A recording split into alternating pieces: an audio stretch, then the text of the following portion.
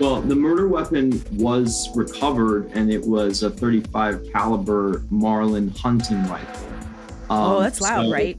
a hunting rifle, it didn't have the ability to have a silencer on it. It was Okay. also a extraordinarily loud gun, Right. and it would have been, of course, fired inside Multiple the times in house. succession. So the ricochet of that sound, inside of a room would have been just deafening. Hello, Mystics, and welcome to the Occult Unveiled. I'm Ashley Ryan. Today, I am elated to have our guest, Jack Riccobono. He is a renowned filmmaker and writer who delves into the unknown, the mystical, and he also has recently put out a documentary series on Amityville horror, one of the American classics. I'm so excited to examine this hidden aspect of American culture, Jack. Welcome. Thanks, Ashley. Thanks for having me. So your the documentary, where is it dropping? Where can our listeners go find it?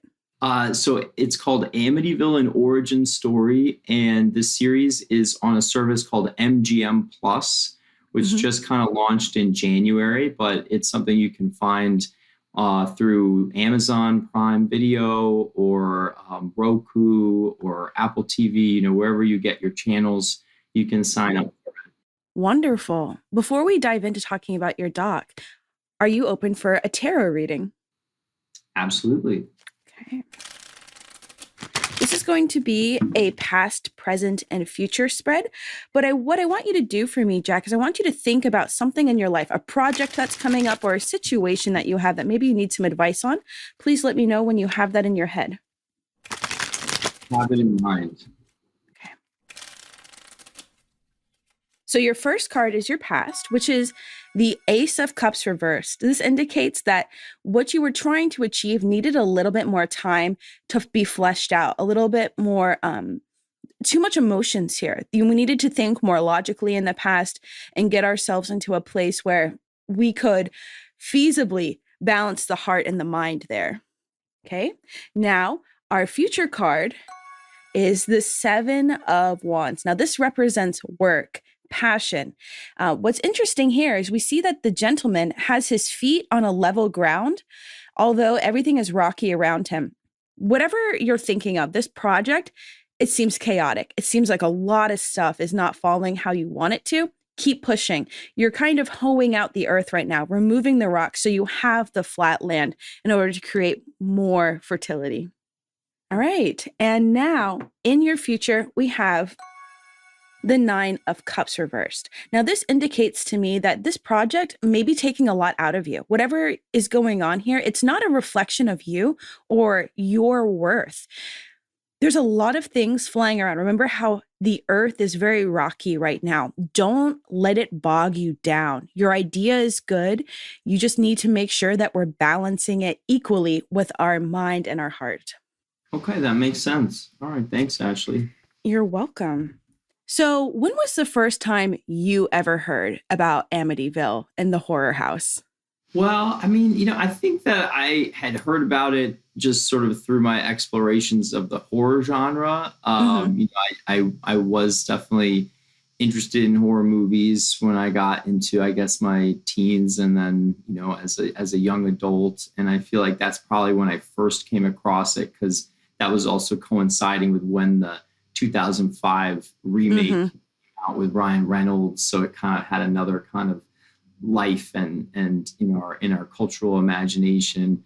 But I didn't really think or know too much about the fact that it was based on a true story and that there were these layers behind the movie. I think I really just was thinking of it in a movie sense. And it really wasn't until this project came up that I did, again, a much deeper dive into trying to understand the origins of where this story comes from.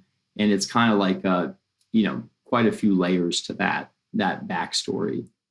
It certainly does have a lot of layers. So my first introduction was also the 2005 movie. And for me, it was the windows of the house that really freaked me out. There's always those red lights behind them.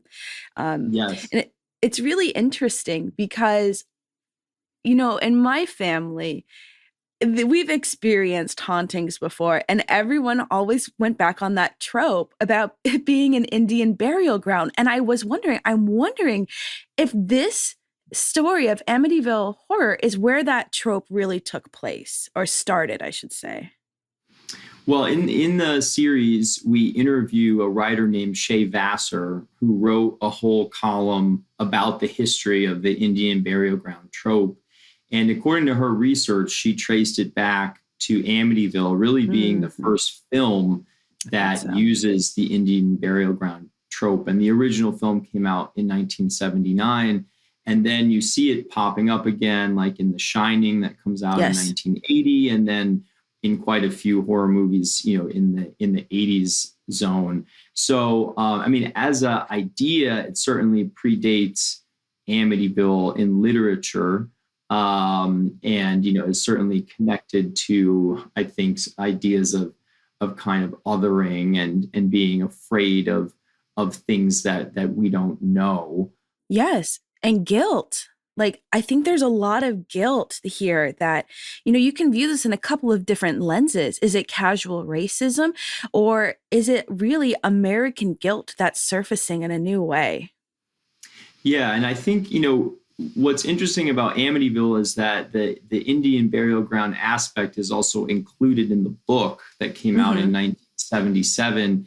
And in the 1970s, that was really the birth of the American Indian movement, and a real push by a lot of Native American people to reclaim their land, their sovereignty, their right to religious practice. And so this was a time when there was Native people were asserting themselves in the public realm. And so I think, one way of also looking at this trope is perhaps a kind of backlash to that activism that was taking place in the 70s. It's really interesting because you do a really great job in the documentary giving us the cultural context of the 70s and how the 70s were really, like, in a lot of ways, a backlash to the hippie movement in the 60s. Yeah, absolutely. Yeah, I'm glad that you picked up on that and that came across, because that was definitely something that interested me about the story, trying to place it in its time and to really look at Amityville. I mean, for people that don't know, the film came out in 1979 and it made over $80 million. Insane amount of money. Huge box office success and the most successful independent film for like a decade. And so it really touched some kind of cultural nerve. And, and then it has this true story backstory to it. So it was based on a book that was also a bestseller. It sold over 6 million copies when it came out in 1977 and was an international hit.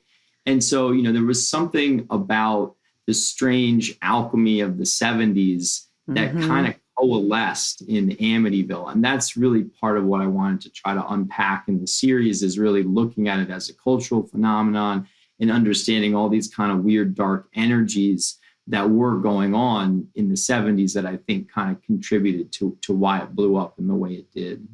And I think there's there's a couple of things that really hit home for me. First of all, the tragedy of war and these poor men who came home with PTSD or CTPSD. CPTSD is a more severe and enduring form of post-traumatic stress disorder. It often occurs in individuals exposed to chronic interpersonal trauma, such as childhood abuse or domestic violence. And then we also are seeing, like, the whole world moving with the Nixon Watergate scandal, and everything is upside down. Watergate. This used to be the biggest political scandal in American history, but it looks like small fries compared to what we see today. One of the choices that you made was to have pictures that were first upside down, and then you really turn them on its head, literally. And to me, the The thing that came to my head was what is up is down and what's down is up. And that's how I feel about the whole Amityville story, is that everything is so convoluted and confused that's hard to tell what's real and what's not. Yeah, no, absolutely. And I think that when people sometimes think of the 70s, they sort of think of like disco and cocaine and nightclubs. And, it's this kind of like, which is more kind of a late 70s thing. But the early 70s was really, like you said, a backlash to kind of like the free love kind of experimentation of the late 60s.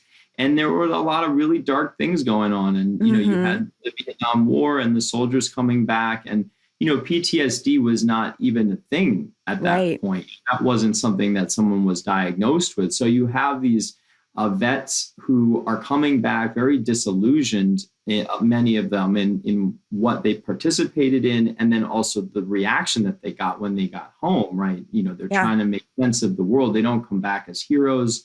They're dealing with a country that really had turned against the war. And then you have as well Watergate, Nixon resigning, and this real erosion in the trust of institutions. So people are really, they're kind of searching for something to grab onto, and you see, a huge uptick in people being interested in the occult and looking at types of belief systems for the first time, sort of looking beyond the traditional constructs for answers, because they're trying to make sense of this crazy time. Yes, absolutely. And that's something that I wanted to talk about. Was I think that the 70s were really the beginning, or the beginning of the satanic panic in the 80s. You see things like Rosemary's Baby come out, and then you have Amityville. So all of this fear, this unknown is compiling on top of the cultural stigma and distrust. And then boom, we've got this horrifying fear that everything around us is falling apart. Everything is evil. Yes, absolutely. And yeah, I mean, we in the series, we look at something that's called the unholy trinity, and that's Rosemary's Baby, The Exorcist, and The Omen. So all of those came out, Rosemary's Baby, I think, is 1967. And then The Exorcist is 1973. And it is, a huge cultural phenomenon. I mean, people are lining up around the block. Everybody went to go see that movie, whether they were a believer or an atheist or had no interest in religion. I mean, it just completely captured the country's imagination and introduced this idea of demonic possession. Well, I mean, didn't introduce it, but it sort of... It brought it into the forefront. Yes, it sort of like blew up as a thing that people really started to consider. And a lot of people at that point didn't even realize the history in the Catholic Church, of exorcisms, right? And so the idea of demonic possession and exorcism became quite mainstream, largely because of The Exorcist. And so those ideas, though, were really like pulsing through the culture.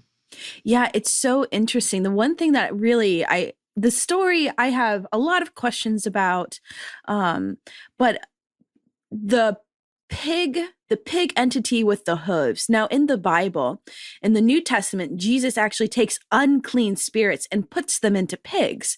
And so I was like, now that's interesting. But before we dive into like what that was it real? We have to get, for our listeners, how this happened. So let's start with the DeFeo murder. So there was a murder, a six level, I don't even know how to describe it. Just 6 people died in a horrific way. And then very shortly after, the Lutz family moved in. Is that correct? Yeah. So in 1974, this family, the DeFeos, was living at 112 Ocean Avenue in Amityville, which is this kind of beautiful house, kind of a mansion that had a boathouse in the back, very pretty street on Long Island in a pretty affluent area of Long Island. And they had been living there for quite some time, maybe it was about 8 years or something. And 6 out of 7 family members were found murdered in their beds. And they were all facing down in their beds, and they had all been shot, and no one had heard the gunshots. So weird. So there were some very mysterious aspects to this case. And of course, in 1974, having a mass murder like that of a family in this type of setting, I mean, this was really a national news story. Walter Cronkite covered it. Walter Cronkite.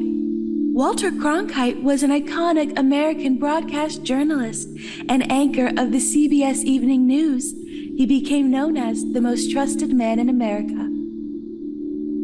And, obviously today we are grappling with this terrible epidemic of mass shootings. In 1974, this was something that was really unheard of. And so ultimately, the eldest son, Ronnie DeFeo, was accused of actually carrying out the murders. He was the only surviving member of the DeFeo family. And he went on trial, and he said that he had heard voices telling him to do it. He tried to use an insanity defense, but he kept kind of changing his story about whether he did it or didn't do it. Did the police beat a confession out of him? And there were all of these sort of strange qualities to the crime that really couldn't be answered and have not been answered to this day. And then, literally just a year after the murders, you have the Lutz family, George and Kathy Lutz, who buy this house where this terrible murder has just happened. And they move their family. And George and Kathy had actually just been married recently. And Kathy had 3 children from her first marriage. And so George was their stepfather. And they moved into this house, which was a very kind of aspirational thing for them to do. They had been living, in a more modest home. This was like a really big, beautiful mansion that they were moving into for a really good price. For a price. And, that's one of the things, that I think this is what people debate, but, did they really go in with their eyes open? They said that the real estate agent had told them after they had seen the house. Right. Some people say that they knew ahead of time that murders had happened there. They claimed that they discussed it with the kids, but they also did some strange things. Like they bought some of the DeFeo's furniture, including the bed frames, where the victims had been shot when they bought the house. And so they moved in and some strange things started happening. And then within 28 days, they fled the house, saying that some kind of paranormal forces had kind of forced them to flee. And then, then the lore kind of grew from there. It sure did. So a couple of things I want to talk about that. First of all, I'm an occultist. So the supernatural is really my thing. And this is what I think happened, because we know that people who have lived in the house subsequently after the Lutz family have not experienced paranormal activity. So couple of things. One, the time frame. It's been 1 year since this horrible thing occurred.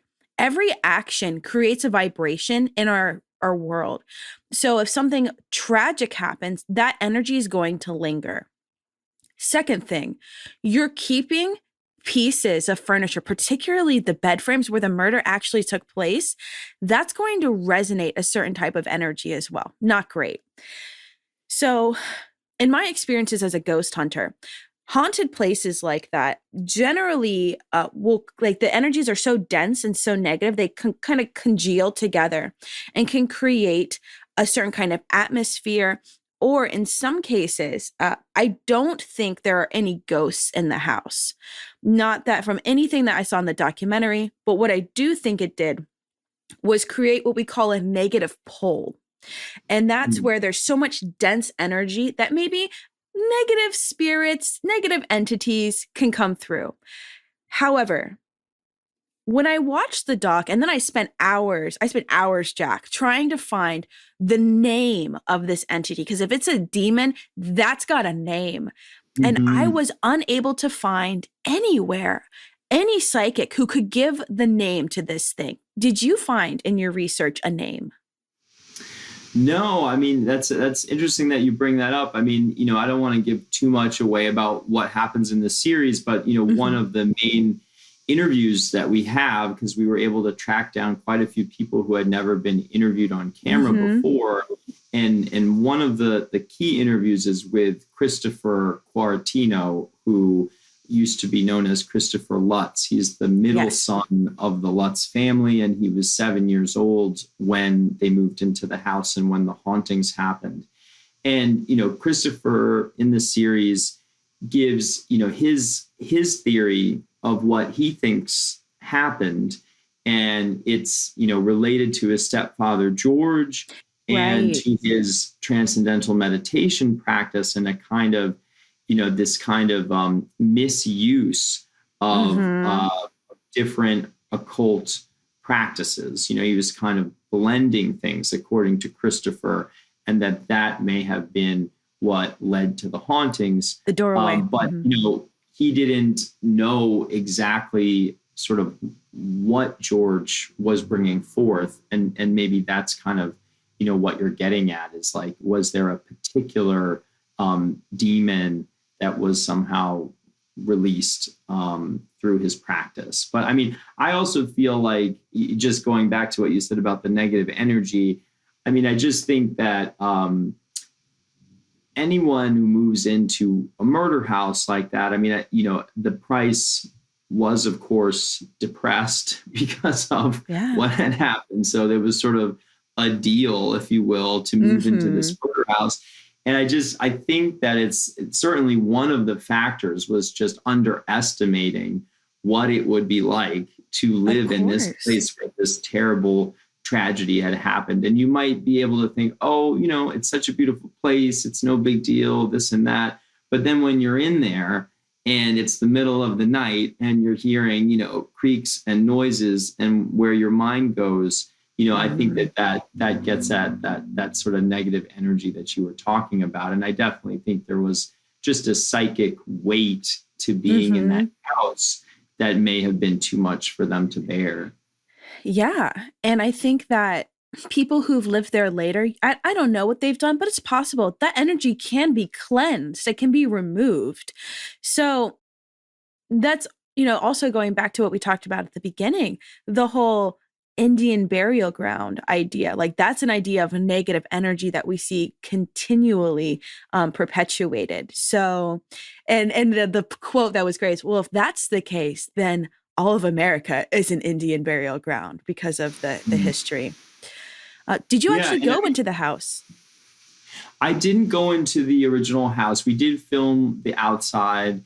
There is a family living there right now, and they didn't want to participate in the project. We did reach out to them, but I think that it is a complicated house to live in, because it still gets a ton of visitors all the time. I mean, not just on Halloween, which is, of course, the most popular time, but it is still a big thing for teenagers to drive by the house, for horror fans, and there have also been reports of people doing certain types of occult rituals and practices on the lawn. So it does sort of attract a lot of people at this point. I mean, there's been more than 40 films now with Amityville in the title. So the long legacy of this movie is that it kind of spun out in all of these different directions. We deal a little bit with Amityville 2, The Possession, which was the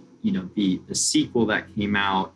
It was not a sanctioned sequel. It was a project that was developed by the producer Dino De Laurentiis, and there was a lawsuit about that. So it was actually a unsanctioned sequel that was really a prequel, because it tells the story of the DeFeo murders, and it's based on a book by the famous ghost hunter Hans Holzer. And it really looks into the theory that Ronnie DeFeo had perhaps been possessed, and that was what led him to commit the murders.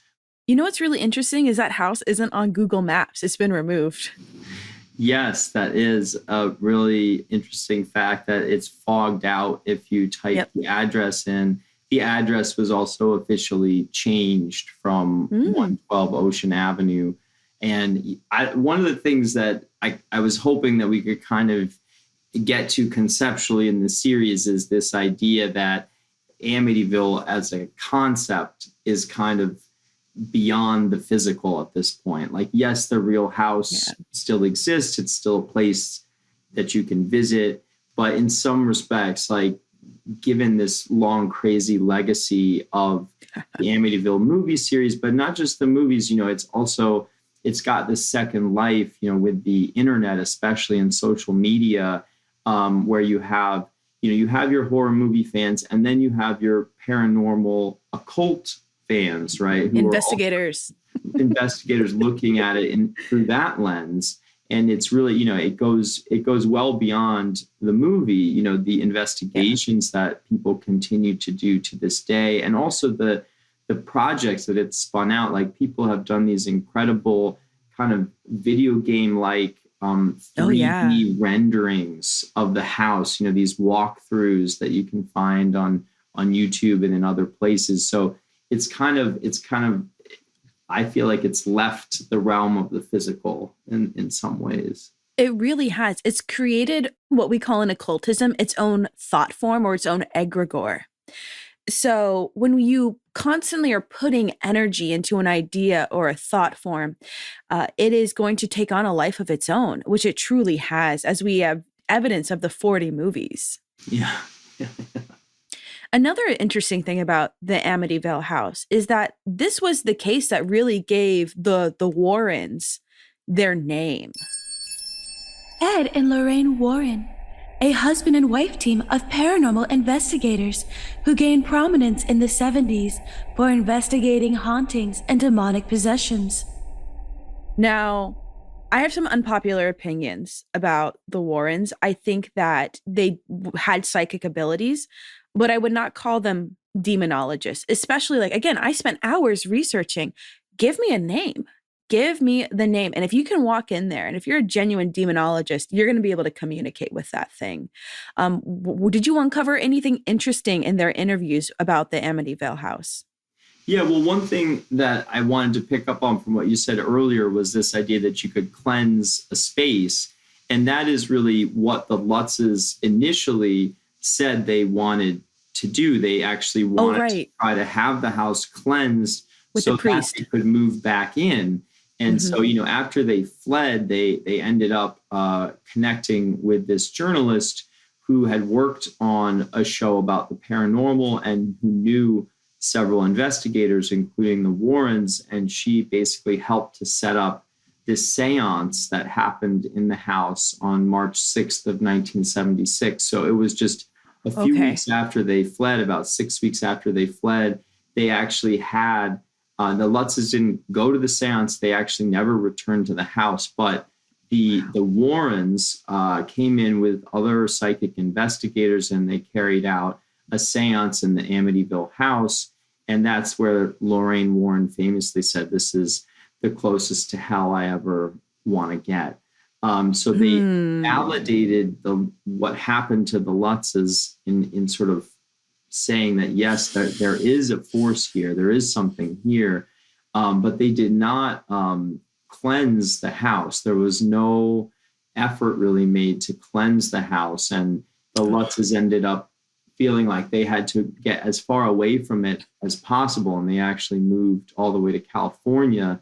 They felt that the energy had attached itself to them, and they continued to have issues even after they moved to California, and ultimately George Lutz sought out getting an exorcism. Yeah, I want to talk about that because that's pretty crazy. But before we move on, I totally respect that, you're not putting your own beliefs and you're letting the doc live and letting viewers make their own choices. But I'm curious, do you have a theory about what happened? Was there paranormal activity? Well, it's interesting. I mean, as a filmmaker, I'm very much open to things that can't be explained. And as a person, I think that we have to understand the limits of what we can make sense of things that, can't make sense in traditional ways, I guess. And I'm very open to what people say that they experience for themselves. This project was never about trying to uncover a hoax or, trying to debunk a myth or something like that. I don't find that to be that interesting. It's not very compelling. Yeah, I agree. Yeah, I think it's really fascinating. And, this goes back, even as an undergraduate, I had a joint major, and part of it was in religious studies and just looking at different belief systems and what people believe, especially on an individual level, because when you get down to that level, people really make different faith systems work for themselves, right? They tailor those systems. So even if something might look dogmatic from the outside, when you scratch below the surface, you see that people are really kind of making these systems their own. So, I'm definitely fascinated by that. And I don't, I wouldn't say, as a filmmaker, I'm definitely more interested in raising questions than having like some kind of definitive answers or outcomes. And as you said, I like to leave it to the audience they're going to bring their own experience to watching, their own ideas. And so, I wouldn't say that we have some kind of definitive thesis that we're pushing in the show. We're really trying to like unpack all of these different layers and let the audience kind of find their way through it. But we did discover some really interesting things. George Lutz said in interviews that he never had any exposure to the occult prior to the hauntings in the Amityville house.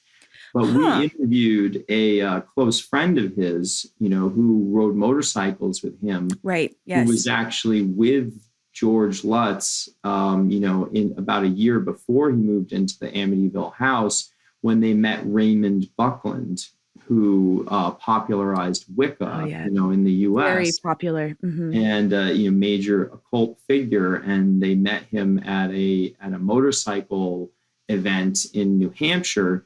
And they visited his home, which was also a museum where he kept a lot of occult objects.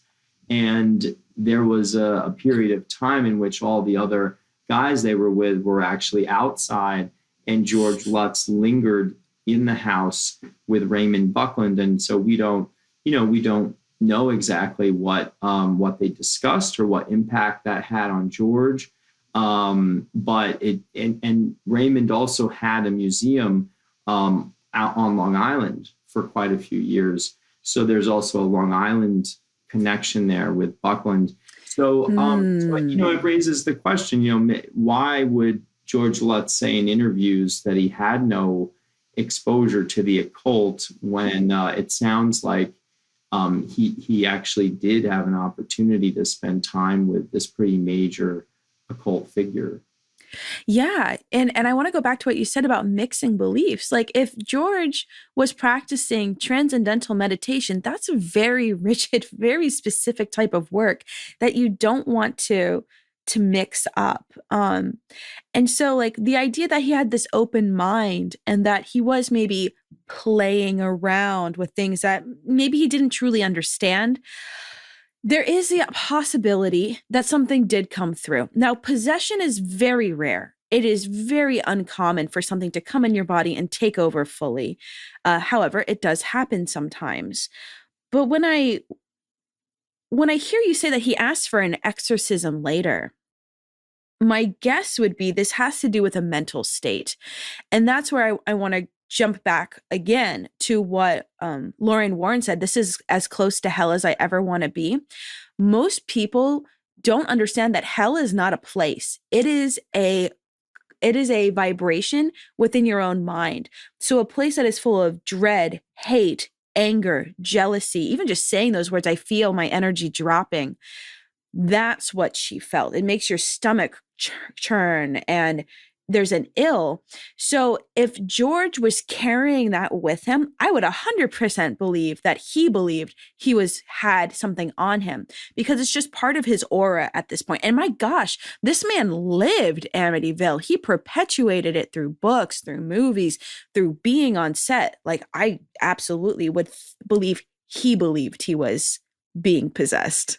Yeah, and that's what we get into in the later episodes 3 and 4. That, I mean, and this gets back to what I was saying too about sort of people's experiences, their beliefs, what they are embodying, right? And some people have said the Lutzes made the whole thing up, that it was a giant money-making scheme from the very beginning. They knew about the murders, they moved in, that it was all a construct. That seems far-fetched to me. I mean, I don't think that they could have possibly foreseen, first of all, how popular the story would get. It exploded. It exploded in this crazy way that really there was no precedent for. And so, the idea that it was entirely premeditated, that doesn't seem right. I think that there was something where George, once the attention started to happen, because once the Warrens had that seance, which was also broadcast, there was a TV crew covering the seance. And so that was really kind of the first thing that kind of lit the match and really started to ramp up the attention. And from there, they decided to do this book, which again became a bestseller, and it all just kind of snowballed over a couple of years. And so, I don't think that it was a premeditated thing. And also, if you listen to Christopher Lutz, he believes that something paranormal did happen to his family, and he was actually quite angry at George, the stepfather, for embellishing. Christopher felt that George did embellish, and he said what happened was bad enough. There was no need to embellish the story, and he was quite angry actually at his stepfather for what he felt was that he had kind of pushed it beyond the realness of what happened to them. Yeah, and I understand. Like having, I was a ghost hunter, and before I knew how to protect myself, going into a place that is heavy and full of energy is terrifying enough. I completely understand where he's coming from. I want to take a quick turn to talk about the psychology of what's going on in this family. So, if I remember correctly, Ron Jr. DeFeo was diagnosed with antisocial personality disorder. Is that correct?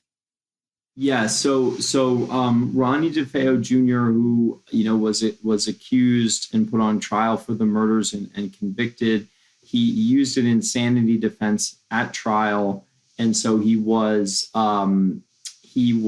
examined by psychiatrists for both the prosecution and the defense. Yeah, doubly. And there was, at that point, a diagnosis that he may suffer from some kind of antisocial personality disorder. Yes. Yeah. And so for me, that also gives some very interesting ideas about energy. If this person had the inability to feel empathy for other people, it's very possible that he was influenced, whether it be through the voices in his head. That's a sign of potentially schizophrenia. I'm not a doctor, but there are warning signs. So when you see that, that's when I start leaning, the mind and spirituality are so interconnected. Your mind is the tool for which magic is produced. But if there's mental illness involved, at that point, like, who knows what's going on? And that's when I start to say, all right, let's get a little bit more logical here.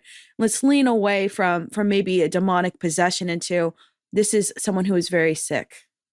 Yeah, and he was self-medicating too. I mean, he was drinking heavily. He was a heroin abuser. So he had a lot of problems, and he had a troubled history. One of the people who we interview was his childhood friend, Tommy Marr, who, again, has never sat for an interview before. So it's the first time he's really speaking about his relationship with Ronnie. And, he knew him from when they were in middle school. And, from an early age, Ronnie exhibited some behavior that seemed questionable, seemed hard to kind of understand. Now Tommy had a very difficult time imagining Ronnie carrying out the crimes. I mean, he killed his brother Mark, and his, he killed his two brothers and his two sisters, and John Matthew was just 9 years old at the time, and his brother Mark, he had been very proud of getting onto this football team. Right. Mm-hmm. Or so before. So, Tommy really just found it so hard to believe that Ronnie would be able to kill his entire family like this. And I think that's part of what sort of had left the door open for people searching for answers. Because I think most people, when they look at this, they just think, what could possibly motivate someone to kill their entire family, including their young siblings like that? And that's what I think in part left the door open for these paranormal explanations, because the police investigation or, the sort of answers that were put forward by psychiatrists, they weren't enough for people to really make sense of it. I understand. And what really hits me is, do we know if there was a silencer on the gun? Did that ever happen?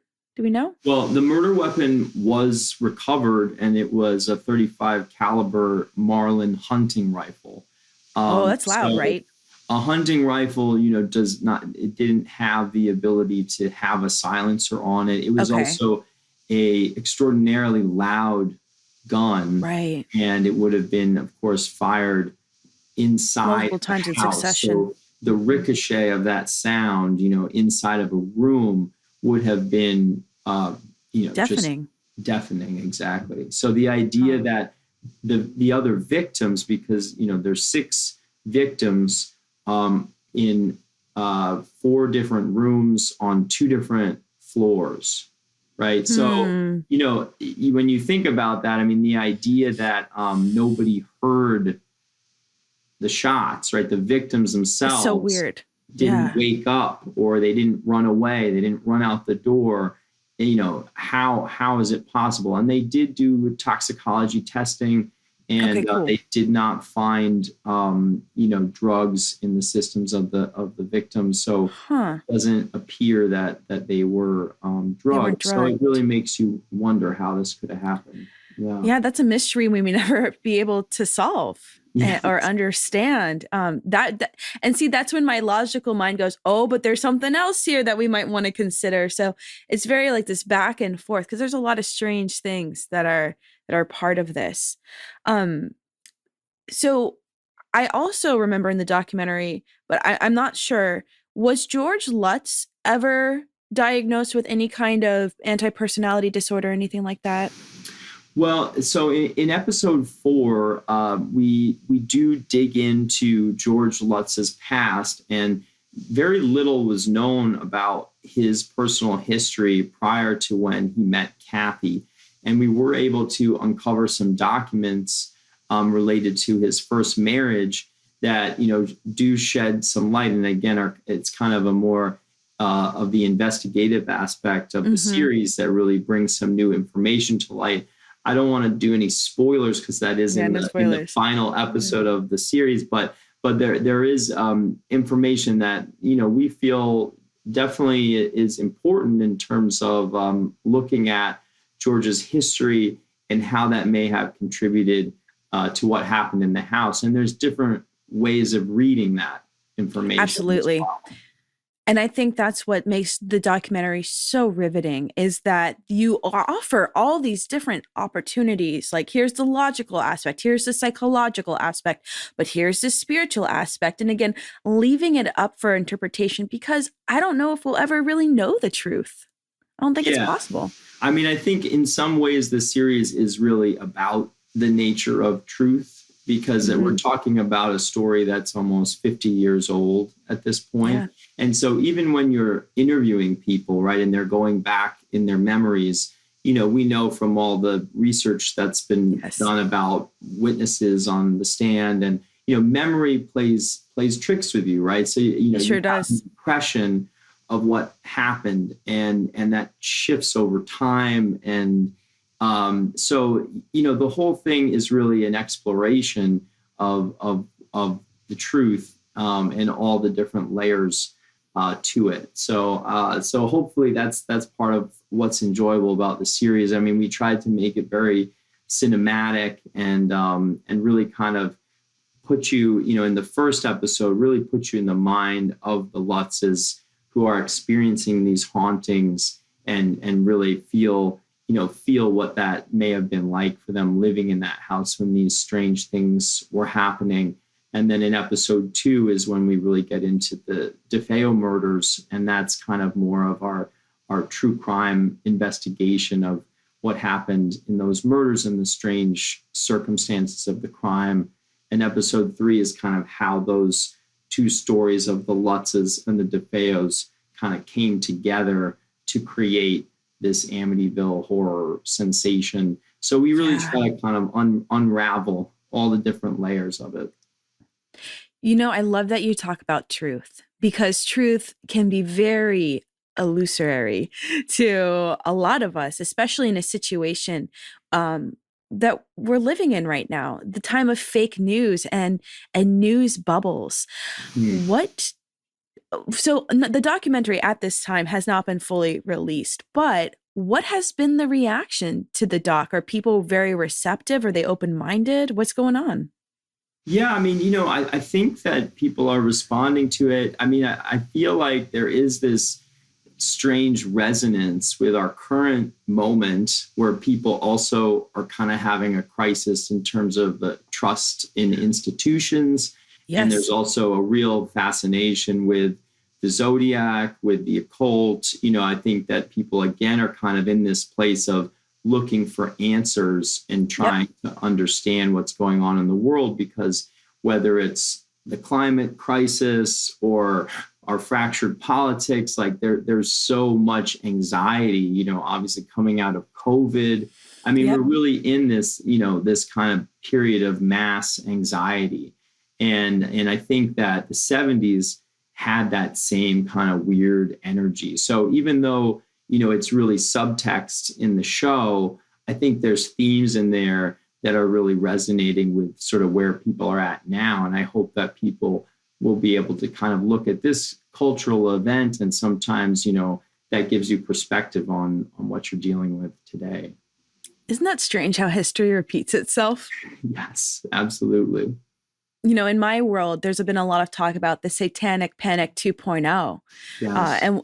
And what I really like about your documentary and the entire crew's work on it is that, like I said, the interpretation of what truth is. Like, for me, if I was going to say this is a demonic possession, as I've said multiple times, where's the name? What's happening now?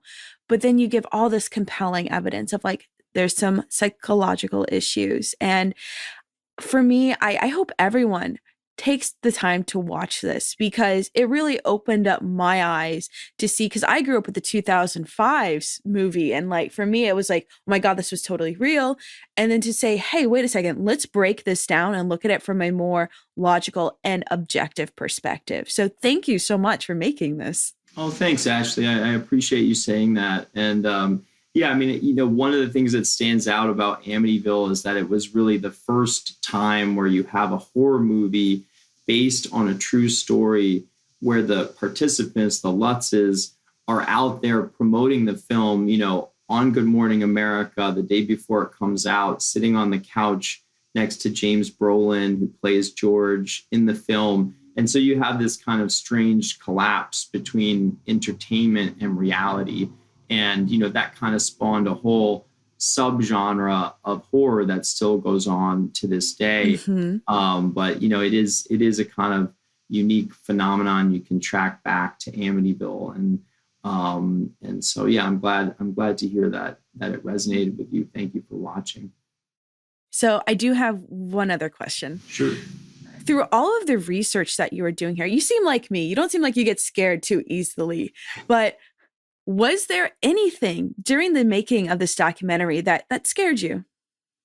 Well, that's interesting. I mean, I would say, the thing that is really the most terrifying, and I think really is the dark engine behind this story, is just the tragedy of that DeFeo murder.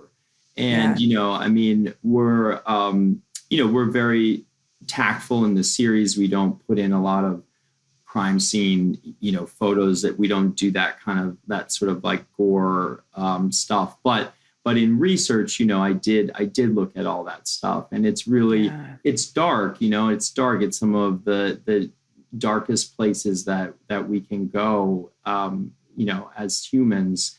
And so I think confronting that is really, was probably the scariest thing that I had to do in this project. And I think it's an important part. You can't have the light without the dark. We have to kind of engage, right? We have to engage with these things and try to make sense of them. Right. Humans are dualistic. We have light and dark. And like Lorraine said, like, this is the closest to hell I ever want to be. And I think looking at those photos, you could feel how close to hell you really were in that moment. Absolutely. Yeah. So what's next for you, Jack? What's on the docket? Well, it was pretty intense making this project. So I'm taking a moment, and I'm not 100% sure what's next, but it's been a really amazing experience putting this project together. And one thing I like about film is that it always takes you to something else and brings you into a different world and keeps you kind of pushing beyond what you know. So I suspect whatever I do next will do that as well. Well, I look forward to diving into the hidden aspects of human nature on your next project. Thanks, Ashley. And until next time, mystics, stay magical.